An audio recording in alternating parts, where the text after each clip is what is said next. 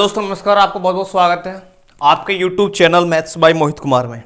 जैसे कि आपको पता है कि हमने अर्थमेटिक जो आपके बुक है अंकगणित यानी क्वांट, उसकी हमने प्रैक्टिस चालू कर दी है। चैप्टर वाइज में आपको प्रैक्टिस कराने लग रहा हूँ। इसकी ये सेकंड क्लास होगी। पहली क्लास चैनल पर अपलोड हो चुकी है। जो बच्चा इस चैनल पर पहली बार आया है उस क्लास को पहले देखकर तब यहाँ पर पधारे, क्योंकि ऐसा होता है वैसे प्रैक्टिस बैच है, मैं कहीं से पढ़ा दूँ वो आपको सब कुछ समझ में आ जाएगा, वो आपको सब कुछ समझ में आएगा, बशर्ते आपने जो हमारे चैनल प्रीवियस ईयर वीडियो पढ़ी हैं। जैसे कि मैंने परसेंटेज आपको कंसेप्ट वाइज पढ़ाया, हर टाइप पढ़ाई है दुनिया का, ऐसा कोई सवाल नहीं छोड़ा मैंने उस वीडियो में जो आपसे बन ना सके। सारे मैंने टाइपों को कवर किया है और आज हम परसेंटेज का सेकंड वीडियो लेकर आपके सामने उपस्थित हुए हैं। और क्वेश्चन का लेवल ज़्यादा हाई भी नहीं रखेंगे और ज़्यादा लो भी नहीं रखेंगे। प्रैक्टिस का मतलब होता है कि एग्जाम में किस अप्रोच के साथ उस क्वेश्चन के साथ खेलना है। मैं अपनी लैंग्वेज में बोलूं कि मैथमेटिक्स एक क्या है, एक गेम है। यानी उसमें जो अंक है ना, सिर्फ 9 अंक का ही तो खेल है। 1 2 3 4 5 6 7 8 9 यानी 9 अंकों से मिलकर पूरा गणित बना हुआ है। तो आपको क्या करना है, उन्हीं नंबरों से खेलना है। क्या उन्हीं नंबरों से खेलना है और उन्हीं से अपना आंसर निकालना है। तो कितना सिंपल हो गया है कि आज की डेट में गवर्नमेंट जॉब लेना, कि आप 9 अंक से खेलें। और जिनको खेलना नहीं आता उनको क्या है, अर्थमेटिक यानी टफ लगता है। आइए बातें नहीं करते हैं, पहला क्वेश्चन आपको स्लाइड पर दिख चुका होगा। आइए क्या सवाल है, क्या सवाल है। वनस्पति घी के मूल्य में 25% की वृद्धि होने से मालती को इसकी खपत कितना प्रतिशत कम कर देना चाहिए जबकि वह इस पर खर्चा मात्र 10% बढ़ाती है। तो मैंने आपको एक कॉन्सेप्ट बताया होगा अपनी वीडियो में कि खर्च बराबर क्या होता है। खर्च बराबर क्या होता है, कीमत गुणा खपत, बताया होगा। एक मालती है वनस्पति घी में अपने प्राइस में 25% की वृद्धि कर देती है। बच्चे क्या 25% की वृद्धि कर देती है। 25% फ्रैक्शन बोलूं तो 1/4, यानी पहले उसकी कीमत 4 थी, 4 का 25% बढ़ी, लेकिन बढ़ी कितनी, आप बोलो सर 1 बढ़ी। यानी पहले उसका प्राइस 4 था, अब उसका प्राइस 5 हो गया। बात समझ में आई। इसका बस इतना ही यूज था। आगे उसने बोला कि उसके खर्चे में 10% की कमी हो जाती है। 10% बोलूं तो बच्चे 1/10, यानी पहले खर्चा उसका 10 था, 10% की कमी हुई। कमी कितने की हुई, आप बोलो सर 1 की कमी हुई। यानी पहले खर्चा 10 था और 1 की कमी होगी तो बचा कितना, यानी पहले खर्चा 10 था, अब खर्चा कितना बचा, 9 बचा। बात समझ में आई या नहीं आई। तो आपको मुझे खपत निकालनी है। क्या खपत निकालनी है तो क्या करें,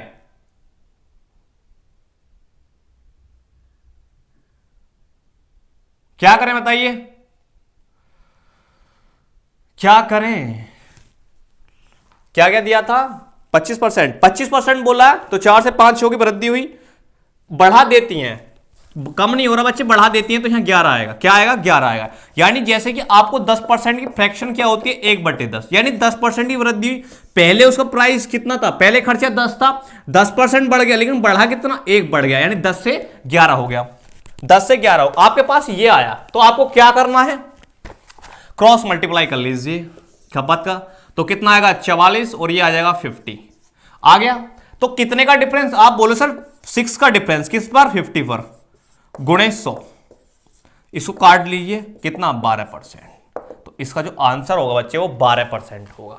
क्या पूछा इससे, 12% आंसर होगा, ऑप्शन में दिया हुआ है। जैसे अगर आपको नजर आ रहा है कि थर्ड ऑप्शन में 12% आपका आंसर है। बात समझ में आई। उसने क्या था, वनस्पति घी के प्राइस में 25% की कमी की और इसकी खपत कितना प्रतिशत कम कर देना चाहिए जबकि वह इस पर खर्चा मात्र 10% करता। बच्चे रेशो का खेल है, पूरा अर्थमेटिक रेशो पर आधारित है, पूरा अर्थमेटिक रेशो पर आधारित है। सारे क्वेश्चन रेशो से हो जाएंगे, बशर्ते आपकी बेसिक अंडरस्टैंडिंग इतनी डेवलप होनी चाहिए कि आप उसको कैच कर पाओ।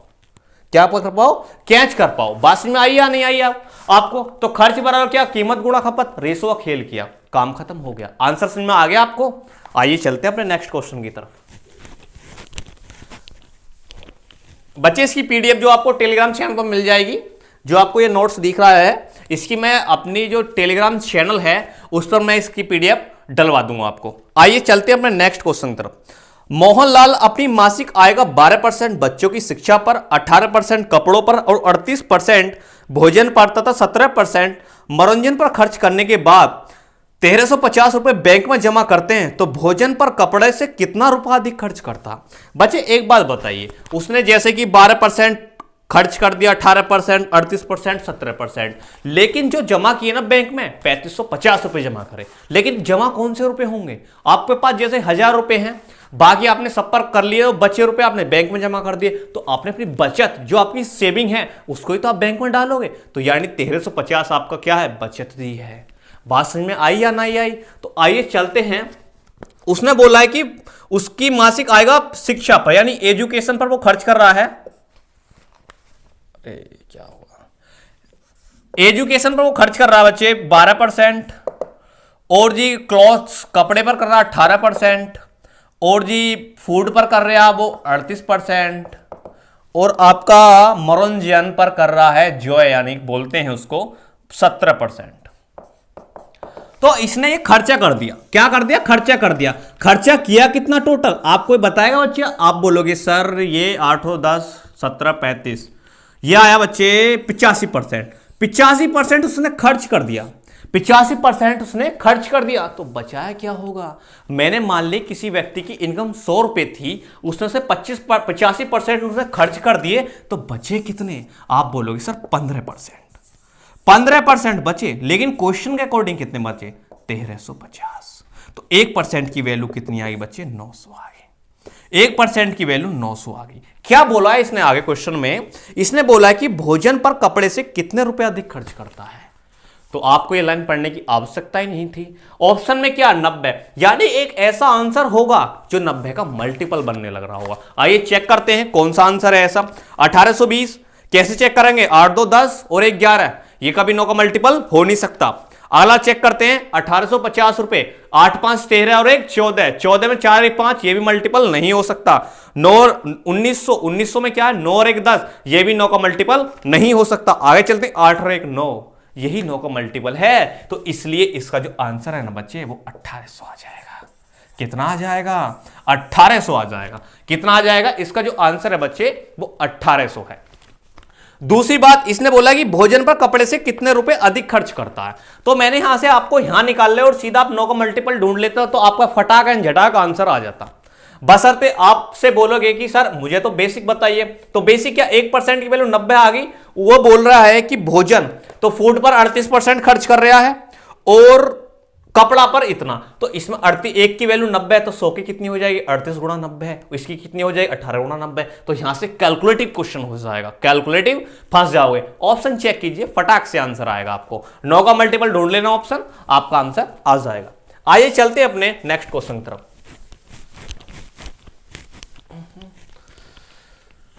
आइए, अगर बच्चे आपको हमारा पढ़ाया हुआ पसंद आता है, चैनल को like and share and subscribe करें, ज्यादा से ज्यादा बच्चों में इसका रिकमेंडेड करें। अगर आप भी ऐसा करते हैं तो हमारे लिए मोटिवेशन की बात होती है। हम आपको सारा कंटेंट दे रहे हैं जो आपको दिल्ली और मुखर्जी नगर जैसे शहरों में मिलता है ना, वो हम आपको यहां पर अपलोड करा रहे हैं। आप नोट्स मिला लेना, हम ज्यादा नहीं कहते कि सारे क्वेश्चन वही मेथड से होंगे। अगर आपने हमारे साथ ध्यान से और फोकस के साथ पढ़ा है तो जो है आप भी एग्जाम निकाल ले जाओगे। आइए चलते, ज्यादा बात नहीं करते। आइए, किसी शहर की जनसंख्या भाई 5 लाख थी। प्रथम 2 वर्ष में से 5% की वार्षिक वृद्धि हुई, अगले 3 वर्षों में 20% की वार्षिक वृद्धि हुई, और अंतिम वर्ष में महामारी के कारण जनसंख्या में 10% की वार्षिक कमी हुई। अब 6 वर्ष बाद गांव की जनसंख्या कितनी है? अब एक बात बताइए, पहले वर्ष जो बढ़ रही है, प्रथम 2 वर्ष 5% से बढ़ी, तो 5% से बढ़ी, 5% बोलूं तो 1/20, 1/20 कितने वर्ष बढ़ रही है? प्रथम 2 वर्ष में 5% की रेट से बढ़ रही है। मैंने मान ली पहले गांव की जनसंख्या 20 थी और उसका 5% बढ़ी, लेकिन बढ़ी कितनी? आप बोलोगे सर 1 बढ़ी। तो पहले जनसंख्या पहले साल 20 थी, अब बच्चे वो 21 हो गई। समझ में आई? फिर अगले साल यानी 2 वर्ष तक बढ़े 5%, यानी जब पहले साल इतनी बढ़ी तो दूसरी साल 20 से 21 रही होगी। Clear my point? बात समझ में आ गई? आगे उसने बोला कि अगले 3 वर्षों में 20% की वार्षिक वृद्धि हुई, अगले 3 वर्षों में 20% की वार्षिक वृद्धि हुई, तो 20% फ्रैक्शन क्या? 1/5, यानी 5 पहले अगले 3 वर्षों में उसकी जनसंख्या 5 थी और 20% बढ़ी, लेकिन बढ़ी कितनी? आप बोलो सर 1 बढ़ी, यानी 3 वर्ष तक पहले चौथे साल 5 से 6 हुई, फिर अगले साल 5 से 6 हुई, फिर अगले साल 5 से 6 हुई, 3 साल बढ़ी, ये 2 साल बढ़ी, ये 3 साल बढ़ी। आगे क्या दिया है क्वेश्चन में? आगे दिया है कि अंतिम वर्ष में महामारी के कारण जनसंख्या में 10% की भाई कमी हो गई। अब 10% की बच्चे क्या कमी हो गई, तो 10% बोलूं तो 1/10, तो यानी पहले गांव की जनसंख्या छठे वर्ष 10 थी, 10% की कमी हुई। कमी हुई कितने की? आप बोलोगे 1 की, यानी 10 थी और 1 की क्या होगी बच्चे? कमी होगी। तो मैंने इनका रेशो निकाल लिया। क्या निकाल लिया? रेशो निकाल लिया। तो आपका इससे ही काम चल जाएगा। उसने बोला है कि पहले साल इतनी थी तो लास्ट की बताइए। तो बच्चे इसका आंसर दो क्या हो सकता है। मैं 21 को क्या लिख सकता हूं? 3 7 लिख सकता हूं, बिल्कुल। इसको 3 बटे ये लिख सकता हूं, 3 दूनी 6 होते हैं, और 9 को 3 गुणा 3।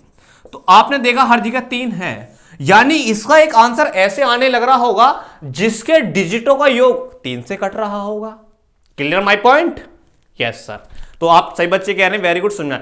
यानी इसका एक ऐसा आंसर होगा जिसके डिजिटों का योग 3 से कट रहा होगा।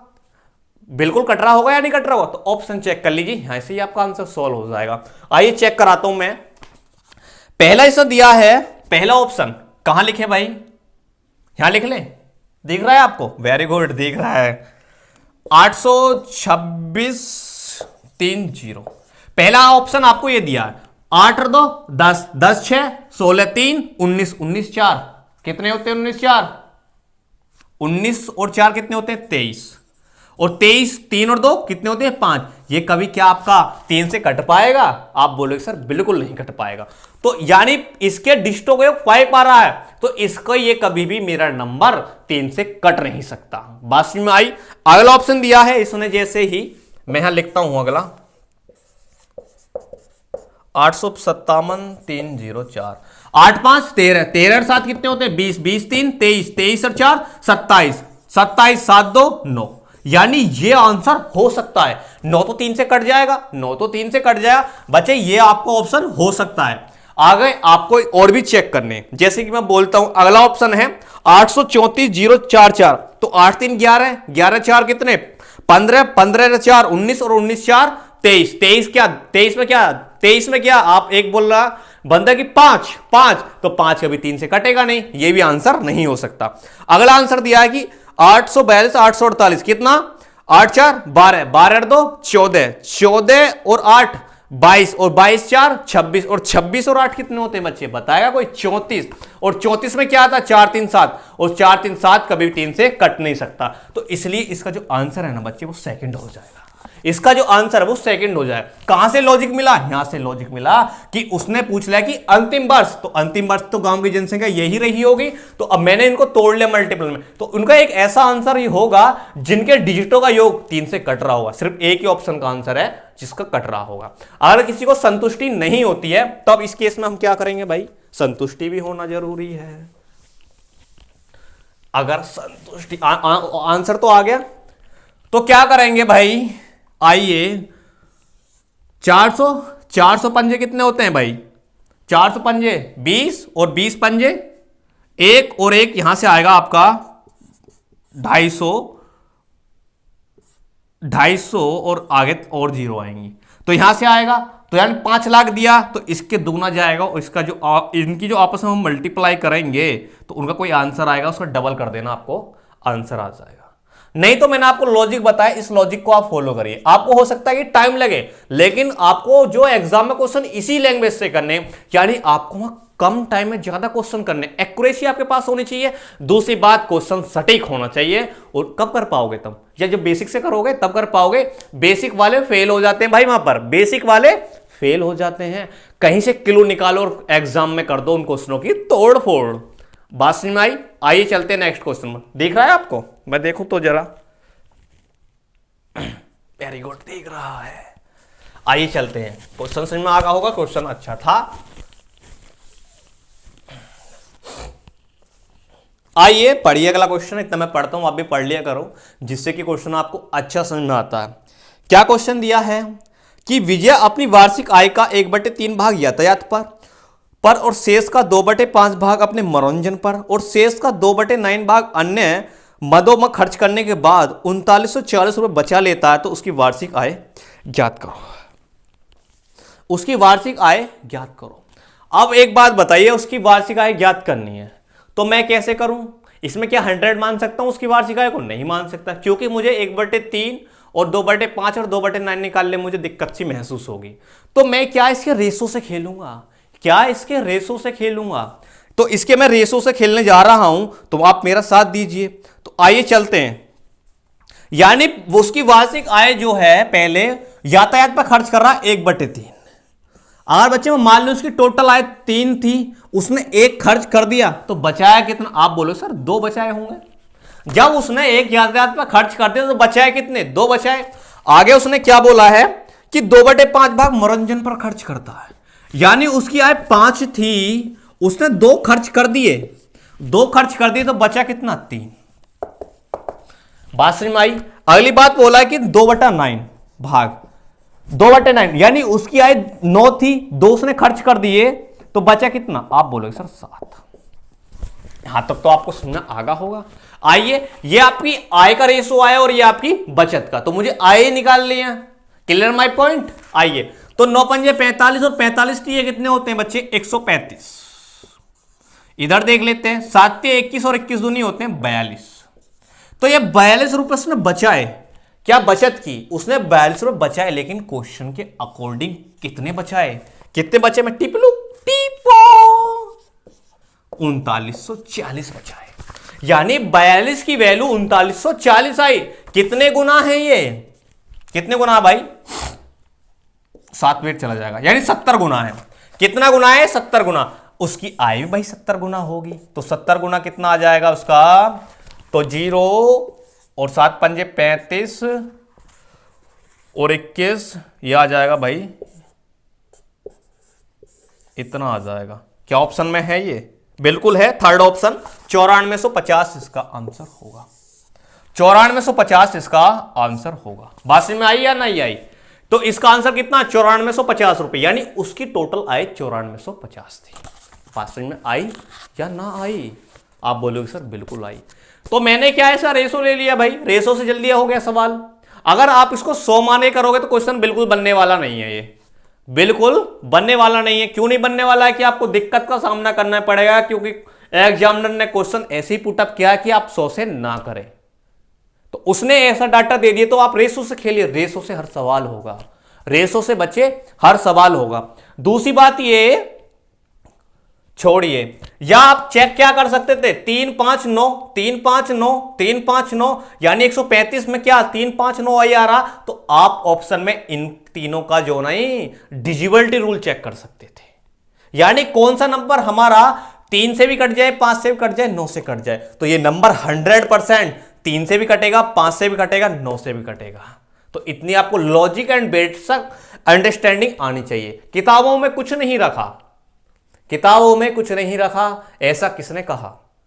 किताबों में तो सब कुछ रखा है। आधे बोलते हैं किताबों में कुछ नहीं रखा, किसने कहा ऐसा? किताबों में बच्चे सब कुछ रखा हुआ है। अगर आप उसे ढंग से पढ़ोगे ना, तो वो किताब ही आपको एक दिन आपके भविष्य की चाबी खोल के रख देगी। बात समझ में आई? बातें नहीं करते हैं, चलते हैं नेक्स्ट क्वेश्चन की तरफ। सवाल समझ में आगा होगा? आइए, इसकी पीडीएफ मैं टेलीग्राम चैनल पर डलवा दूंगा, वहां से आप सभी बच्चे इस पीडीएफ ले लें। आइए बोलिए, किसी गांव की जनसंख्या प्रथम वर्ष 10% घट जाती है, लेकिन दूसरे वर्ष 30% बढ़ जाती है, तथा तीसरे वर्ष भी उसे 5% की वृद्धि होती है, तो 3 वर्ष के बाद गांव की जनसंख्या कितने प्रतिशत है? 3 वर्ष के बाद गांव की जनसंख्या कितने प्रतिशत है? आइए, पहले बार 10% घटी, पहले वर्ष क्या बच्चे 10% घटी, और अगले वर्ष क्या दूसरे वर्ष 30% बढ़ी, फिर अगले वर्ष क्या 5% घटी तीसरे वर्ष। तो इसकी फ्रैक्शन क्या होती है? आप बोलो सर 1/10, इसकी क्या होती है 3/10, इसकी क्या होती है 1/20। यानी पहले साल बढ़ रही है, पहले साल बढ़ रही है ना, पहले साल घट रही है, यानी पहले गांव की जनसंख्या 10 थी, 1 कम हुई, कितना बची? 9 बची। अगले वर्ष क्या है? दूसरे वर्ष 30% बढ़ गई, यानी उसकी गांव की संख्या दूसरे वर्ष 10 थी, लेकिन 30% बढ़ी कितनी? 3, यानी वो 10 से अब 13 हो गई। बात समझ में आई। आगे उसने बोला कि तीसरे वर्ष में उसे 5% की वृद्धि होती है, बैक टू बैक वृद्धि, यानी 5% फ्रैक्शन क्या होती है 1/20, यानी पहले गांव की जनसंख्या 20 की 5% बढ़ी, लेकिन बढ़ी कितनी 1 बढ़ी, यानी वो 20 से 21 हो गई। बात समझ में आई। और मैं आपसे काउंट करना चाहूं कि टोटल जनसंख्या कितनी हो गई, तो 2 है तो 2 के आगे 3 जीरो लगा दो, 3 जीरो ये आएंगी। ये कितना जाएगा 13 निम्न में 117, और 117 में 21 की मल्टीप्लाई करेंगे आप आएगा 2 और 1 3, और 17 में 117 7 और 8 और 1 9 9 3 27, 27 मतलब आएगा 2457 आएगा। इसका आंसर आने लग रहा होगा 2457, तीनों के मल्टीप्लाई करोगे तो उसने पूछा कि कितने प्रतिशत बढ़ गई, भाई कितनी बढ़ गई, आप बोलोगे सर 457 बढ़ गई, कितने पे बढ़ गई, आप बोलो सर 2000 पर बढ़ गई। परसेंटेज लगाने के लिए 100 से मल्टीप्लाई कर लेना, तो 2 जीरो से 2 जीरो कट गई तो 20 4.57, यानी 7 का मतलब ये है। जीरो क्या इंडिकेट करती है, यानी ऊपर कोई ऐसा ऑप्शन होगा ऊपर लास्ट का डिजिट जो जीरो से कटे। जीरो से कौन कौन से कट सकते हैं, यानी जीरो ही कट सकते हैं, तो यानी ये जो 7 है ना ये इंडिकेट कर गया कि मेरा जो आंसर है वो पॉइंटों में आ रहा होगा। इतना लॉजिक आपको समझना चाहिए। ये बात समझ में आई या नहीं, जरा ऑप्शन पर निगाह मारे तो क्या है, तो मेरा एक ही ऑप्शन दिया है पॉइंटों में, क्या दिया है 22.85%। एक ही ऑप्शन दिया है कि 22.85% इसका आंसर होगा, और इसका कोई आंसर हो ही नहीं सकता। या आप 457 को 20 से भाग करके देख लेना, यही आएगा। मैंने कैसे पता लगा लिया कि लास्ट में 7 है और नीचे 2 है, तो कभी भी ये पूरा कट ही नहीं सकता, पॉइंट में जाएगा, तो पॉइंट में आंसर आ गया। तो इसका आंसर होगा 22.85%। बात समझ में आई, नोट कीजिए इसको जरा।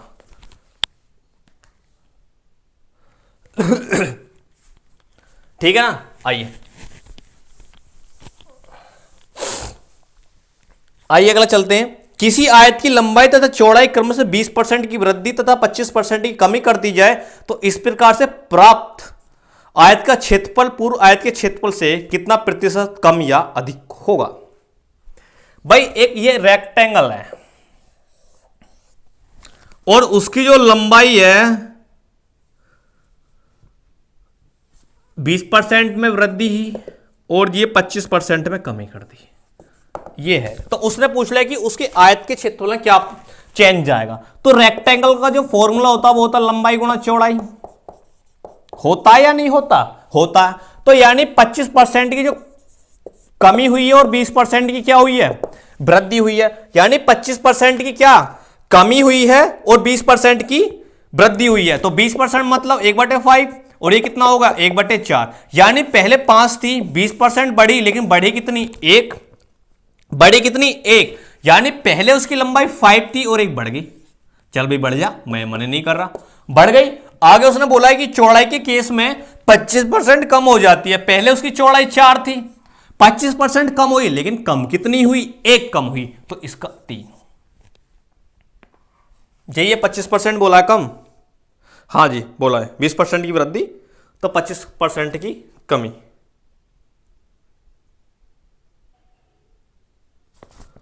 5 से 6 वृद्धि है, हाँ जी।